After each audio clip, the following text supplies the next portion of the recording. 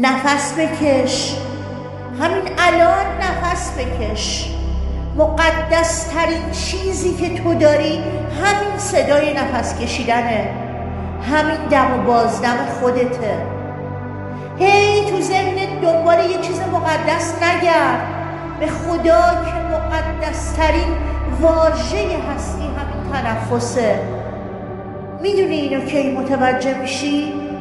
مثل ایامی بود که کرونا بود، رفتی دیدی داداشت، خالت، مادر بزرگت، عزیزات، اطرافیانت، دیدی دستگاه گذاشتن رو دهنش برای یه دم و بازدم، دیدی چه تقلایی میکرد؟ دیدی چه زحمتی میکشی؟ برای یک شب 10 میلیون تومان باید میداد که فقط با دستگاه نفس بکشه.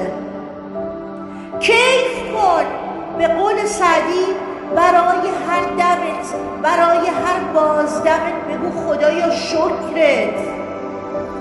تو برای هر دم و برای هر بازدم به خدا یه شکر بدهکاری، به کائنات یه خدایا شکرت بدهکاری، چون بالاترین ثروت توه.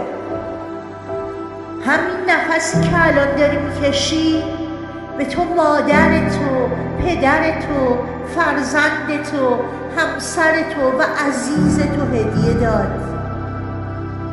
فقط بگو خدایا متشکرم واسه نفس کشیدن.